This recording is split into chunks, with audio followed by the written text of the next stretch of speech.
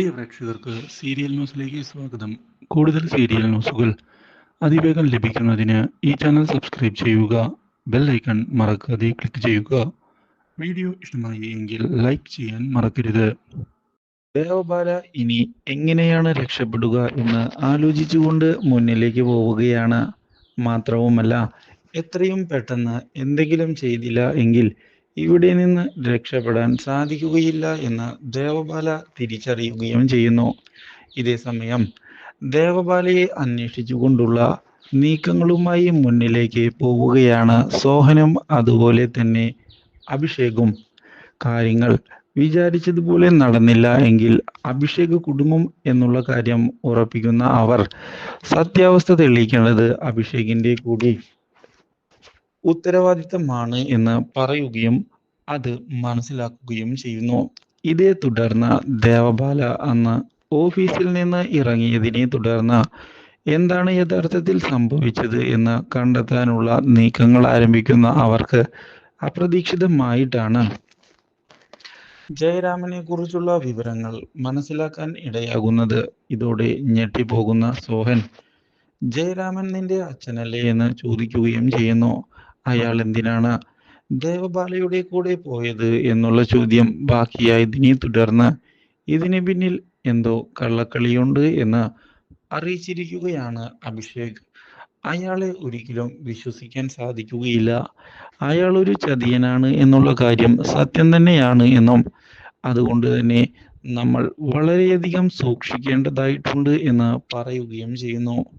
കാര്യങ്ങൾ കൃത്യമായി ചെയ്തില്ല എങ്കിൽ തിരിച്ചടി ആകും എന്ന് മനസ്സിലാക്കുന്ന അഭിഷേക് ഇതോടെ പുതിയ നീക്കങ്ങളുമായി മുന്നിലേക്ക് പോവുകയാണ്. ഇതിന്റെ ഭാഗമായി അഭിഷേക് ഉടൻ തന്നെ ജയരാമൻ താമസിക്കുന്നത് എവിടെയാണ് എന്ന് കണ്ടെത്താനുള്ള തീരുമാനം എടുക്കുകയും ചെയ്യുന്നു. ഇതേ തുടർന്നാണ് ജയരാമന്റെ അടുത്തേക്ക് ജയരാമനെ ഞെട്ടിച്ചുകൊണ്ട് അഭിഷേക് വരുന്നത്. അഭിഷേകിന്റെ വരവിനെ തുടർന്ന് അഭിഷേകിനോട് എന്തിനാണ് നീ ഇവിടേക്ക് വന്നത് എന്ന് ജയരാമൻ ചോദിക്കുന്നു. നിന്നെ എനിക്ക് കാണേണ്ട എന്നുള്ള കാര്യം നിനക്ക് അറിയാവുന്നതല്ലേ, അതുകൊണ്ട് തന്നെ നീ പിന്നെ എന്ത് കാണാനാണ് ഇവിടേക്ക് വന്നത് എന്ന് ചോദിക്കുകയും ചെയ്യുന്നു. ഇത് കേൾക്കുന്ന അഭിഷേക് എനിക്ക് കുറച്ച് കാര്യങ്ങൾ അറിയാനുണ്ട്, അതുകൊണ്ട് തന്നെയാണ് ഞാൻ ഇവിടേക്ക് വന്നത്. എനിക്ക് നിന്നോട് ഒന്നും തന്നെ പറയാനില്ല എന്ന് വ്യക്തമാക്കുന്ന ജയരാമൻ എൻ്റെ മുമ്പിൽ നിന്ന് ഇറങ്ങിപ്പോടാ എന്ന് പറയുകയും ചെയ്യുന്നു. ഇതോടെ സോഹൻ മുന്നിലേക്ക് കയറി വരികയാണ്. ദേവബാല എവിടെയാണ്? നിങ്ങൾ ദേവബാലയെ എന്താണ് ചെയ്തത്? ഇത് കേൾക്കുന്ന ജയരാമൻ ഒന്ന് ഞെട്ടുന്നുവെങ്കിലും കാര്യങ്ങൾ വിട്ടുകൊടുക്കാൻ തയ്യാറാക്കാതെ മുന്നിലേക്ക് പോകാൻ തീരുമാനം എടുക്കുന്ന അയാൾ ഇതൊക്കെ ചോദിക്കാൻ നീ ആരടാ? നീ ഏതവനടാ? എന്തിനടാ ഇവിടേക്ക് വന്നിരിക്കുന്നത്? എനിക്ക് ഒരു ദേവബാലയെയും അറിയില്ല. വെറുതെ ഇവിടെ കിടന്ന പ്രശ്നങ്ങൾ ഉണ്ടാക്കിയാൽ നിങ്ങൾ തല്ലുവാങ്ങുമെന്നുള്ള കാര്യത്തിൽ യാതൊരു സംശയവുമില്ല. മാത്രവുമല്ല, അതുകൊണ്ട് തന്നെ എൻ്റെ കൺമുന്നിൽ നിന്ന് ഇറങ്ങിപ്പോകുന്നതാണ് നിങ്ങൾക്ക് നല്ലത് എന്ന് പറയുകയും ചെയ്യുന്നു. ഈ കാര്യം കേട്ടതിനെ തുടർന്ന് ആകെ ഞെട്ടിപ്പോയിരിക്കുകയാണ് സോഹനും അതുപോലെ തന്നെ അഭിഷേകും. മാത്രവുമല്ല, ഇനി എൻ്റെ അടുത്ത് വന്ന് കൂടുതൽ ചോദ്യം ചെയ്യലും പോലീസ് കളിയും ഒന്നും വേണ്ട എന്ന് വ്യക്തമാക്കുന്ന അയാൾ ഇതേ തുടർന്ന് റൂമിൽ കയറി വാതിലടയ്ക്കുകയും ചെയ്യുന്നു. ഇതോടെ ആകെ പെട്ടുപോയിരിക്കുകയാണ് അഭിഷേക്. മാത്രവുമല്ല, ഇതോടെ അവിടെ നിന്ന് അഭിഷേക് ഇറങ്ങിപ്പോവുകയും ചെയ്യുന്നു. സോഹൻ ഇത് കണ്ടതിനെ തുടർന്ന് അയാൾ എന്തൊക്കെയോ ഒളിപ്പിക്കുന്നുണ്ട് എന്നുള്ള കാര്യം സത്യം തന്നെയാണ് എന്ന് അറിയിക്കുന്നു. ദേവബാല ഇയാളുടെ കസ്റ്റഡിയിൽ ഉണ്ടാകുമോ?